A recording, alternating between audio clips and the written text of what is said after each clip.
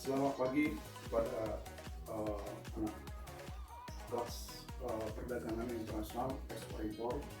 Untuk topik kita hari ini adalah prosedur ekspor. Jadi prosedur ekspor ini bagaimana 10 langkah yang kita harus penuhi sebelum terjadinya suatu kegiatan namanya ekspor, yaitu pengiriman barang dari suatu negara ke negara lain. Nah, hal pertama yang harus kita lihat sebelum nanti kita terangkan dari permasalahan 1 sampai dengan 10, di akhir perkuliahan ini Anda buat laporan, hubungkan ke jurnal-jurnal yang ada permasalahan, apakah ada di poin 1, 2, dan seterusnya. Jadi saudara juga akan melihat bagaimana ekspor impor itu dibahas dalam berbagai jurnal internasional, baik dalam negeri.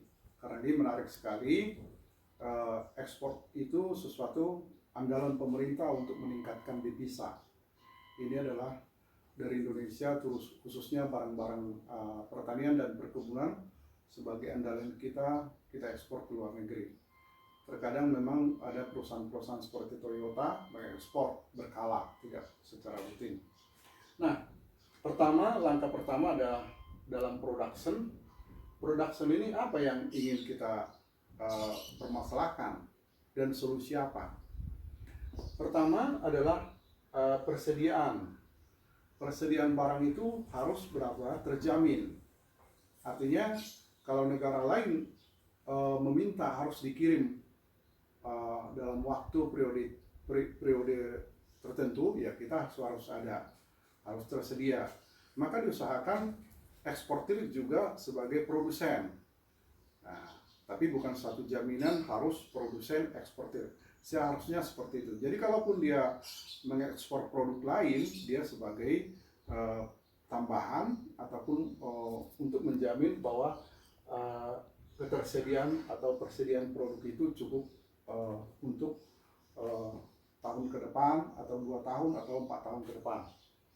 Kemudian yang kedua dalam production ini ada everlasting. Jadi everlasting ini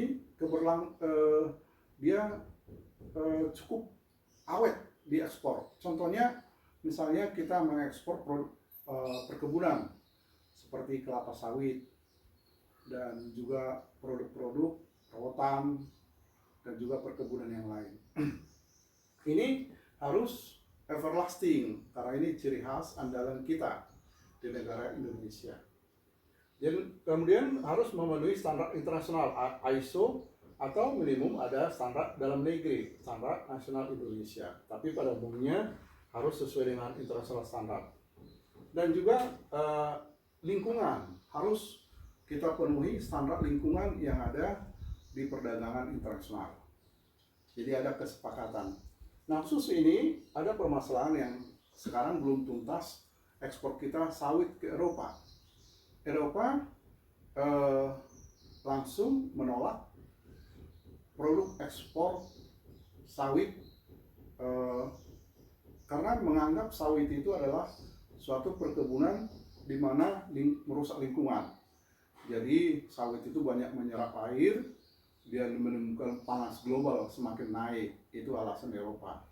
Tapi kita dalam satu segi punya argumen bahwa sawit itu bisa mengentaskan kemiskinan, bahkan ratusan ribu, jutaan tenaga kerja dari kalangan miskin bisa terserap di sana. Inilah sekarang lagi kita usahakan negara kita. Jadi kalau Anda nanti di jurnal lihat ini, lingkungan khususnya sawit itu sangat isu internasional sekarang.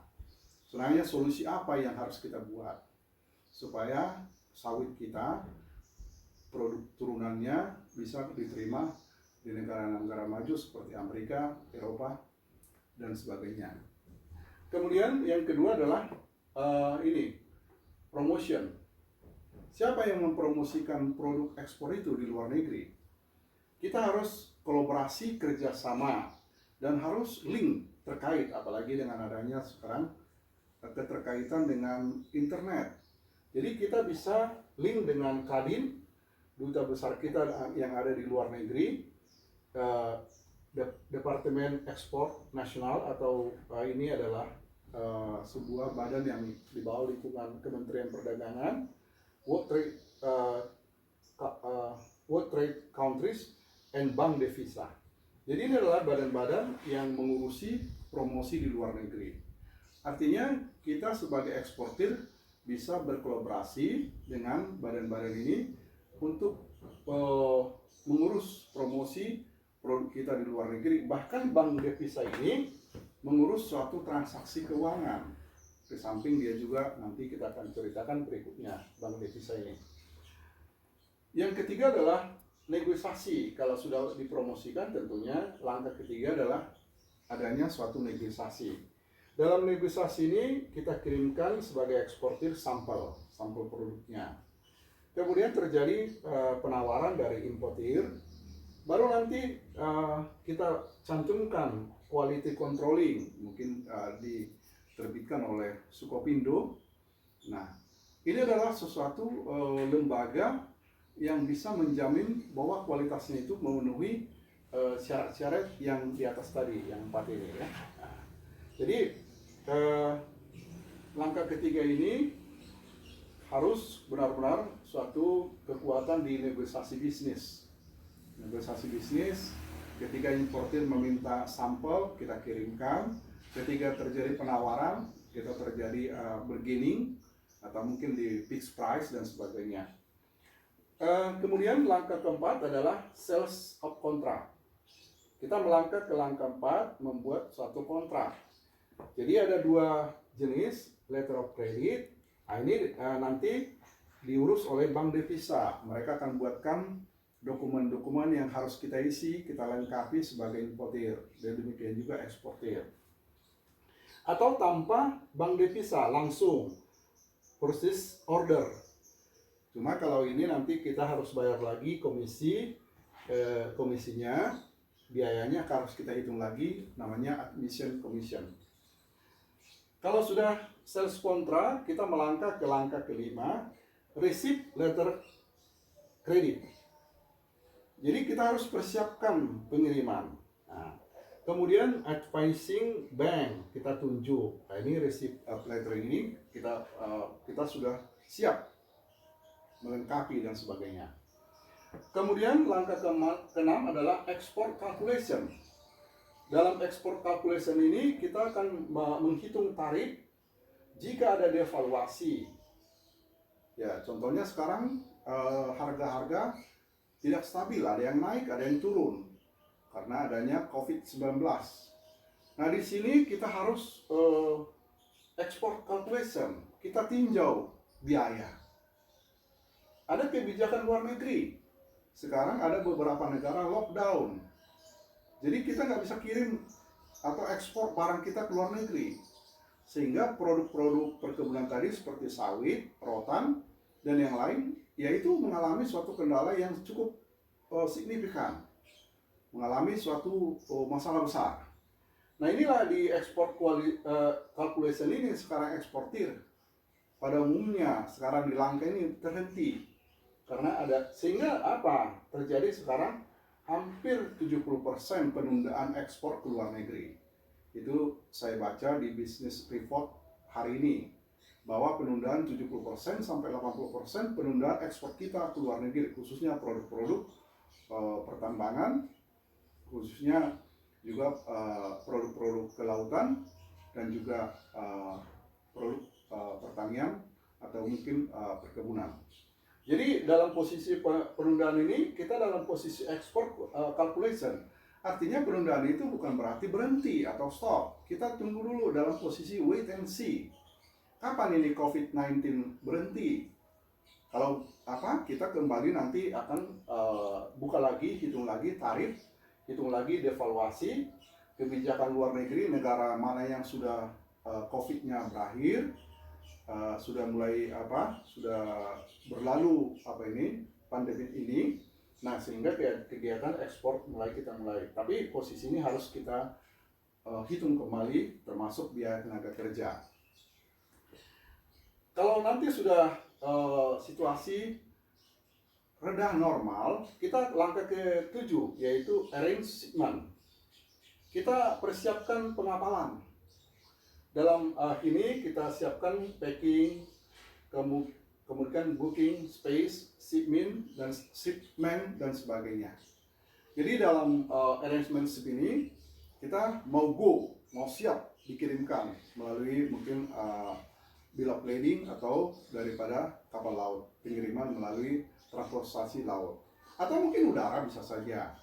Ya, seperti kita lihat terakhir ini alat kesehatan pada umumnya diimpor melalui angkutan udara karena begitu mendesak kebutuhan kita. Jadi Korea Utara 2 hari lalu mengekspor ke kita mengimpor ke Korea barang-barang alat pelindung diri, khususnya untuk tenaga medis, untuk masker, dan juga produk-produk medis yang lain, karena sangat mendesak. Jadi dalam pengangkutan lain kita sangat kurang, arrangement ship ini kita lebih ke pengangkutan udara, importir, tapi tentunya Korea yang ekspor ke kita.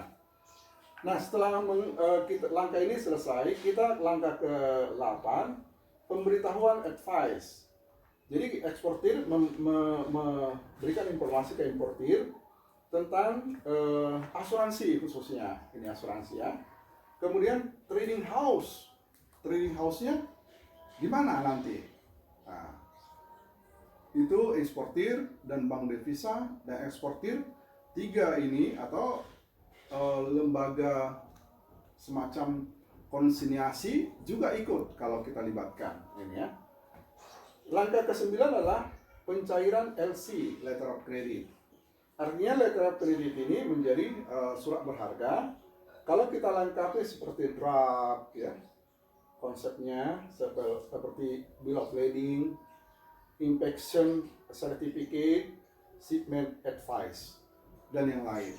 Jadi ini adalah langkah-langkah yang harus dipenuhi dokumen eksportir ke bank devisa, harus dilengkapi supaya letter of credit ini bisa dicairkan menjadi cash atau menjadi sebuah modal kembali. Nah, setelah langkah ke-9 ini, terakhir adalah negotiation and payment. Ada 2 hal dalam negotiation and payment, yaitu correctable prepare dan juga uncorrectable. Jadi di sini yang harus kita lihat adalah dalam hal bahwa seluruh dokumen itu, seluruh kontrak, ada 2 hal, ada yang bisa diperbaiki atau correctable display atau uncorrectable. Artinya apa? Kalau correctable, kalau dokumen kurang lengkap atau mungkin alamat atau mungkin dokumen-dokumen itu kalau lengkap ya dilengkapi, atau salah ketik itu masih bisa. Tetapi uncorrectable itu sesuatu hal yang tidak bisa diperbaiki, yaitu pengiriman itu salah alamat, kapalnya salah, total dia salah. Nah, ini yang bermasalah, uncorrectable. Ini nanti akan arbitrase atau pengadilan yang harus kita dalam pengadilan bisnis terjadi sesuatu ketidaksepakatan, apakah eksportir, importir yang memberikan informasi yang salah, aturan pengiriman produknya ke Afrika, masuk ke Jepang, atau mungkin pelabuhannya aturan Tanjung Priok, masuk ke Tanjung Perak di Surabaya. Nah, ini adalah sesuatu yang tidak bisa diperbaiki, ini fatal sekali. Tetapi kalau dokumen yang kurang, itu nanti bank devisa akan menyuruh eksportir melengkapi dokumen-dokumen yang harus kita isi. Inilah langkah-langkah yang 10 ini yang terjadi di perihal di ekspor. Nah, sekarang jurnal dalam bahasa Inggris atau bahasa Indonesia di permasalahan mana yang Anda akan lihat jurnalnya dan fokus kemana. Tadi pagi ada mahasiswa nelpon saya, Pak, saya mau membahas mengenai pabean, bea cukai. Itu di poin mana? Saya jawab, itu poin 9, yaitu pencairan LC harus melengkapi draft, bill of lading, inspection certificate, shipment advice, termasuk dokumen pabean, bahwa dia sudah melengkapi dokumen-dokumen dari bea cukai. Nah, itu permasalahan di sini. Jadi itu jurnal membahas khusus nomor 9, tapi secara umum dia membahas juga elemen yang lain. Jadi Anda nanti akan lihat apakah Anda kalau misalnya sawit udah pasti lingkungan ini yang dipermasalahkan. Kenapa sawit kita, ekspor kita sawit susah ke Eropa masuk? Dia di sini dia. Oke. Atau mungkin yang lain ya, promosi produk kita di luar negeri kurang. Berarti ini yang lembaga-lembaga kita yang ada di Indonesia di luar negeri kurang bekerja maksimum. Atau mungkin connecting internetnya belum begitu baik. Inilah kira-kira dari poin 1 sampai 10 ini coba Anda lihat di jurnal. Setelah itu nanti buat laporannya, apa yang Anda lihat, summary dari jurnal itu, poin mana yang stressing di antara 10 ini.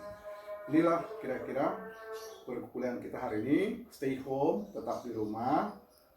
Kita berterima kasih ke YouTube, bisa kita kuliah, bisa kita PJJ ini dengan dukungan internet, khususnya YouTube. Mudah-mudahan nanti kita sudah selesai ini, kita sudah ada solusi, kita kembali lagi bertemu di kelas, sekalipun hanya kisi-kisi, atau mungkin bisa saja kita akan ujian melalui online. Jadi Anda siapkan.